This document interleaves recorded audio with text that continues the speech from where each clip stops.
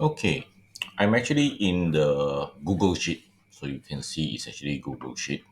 And all these are just text, all right, to show the formula that I use over here. So you can see the formulas over here. All right, so they are just a replication of all the formulas over here. All right.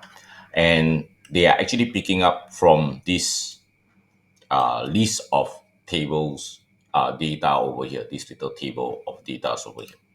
So of course is A2, which is this one, all the way down to A8. And I'm using the small function. Okay, so what is this actually small function? Okay, the small function actually take the small value, the smallest value indicated by the second parameter. So if I put a small one, it means take the smallest value. So in this list, the smallest value is actually a minus 2. But it is different from your minimum, okay, because I can change this value at the back. So I'm put a 3 here means the third smallest value.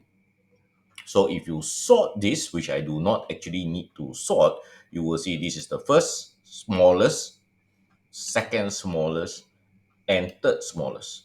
So that's why it's a 3. And there's another 3. So the fourth smallest is also a 3. All right. Okay. And since I only have 1, 2, 3, 4, 5, 6, 7 data here, all right, then of course the smallest seventh value is actually the largest value, which in this case is 10. And using small basically means I do not need to sort my data.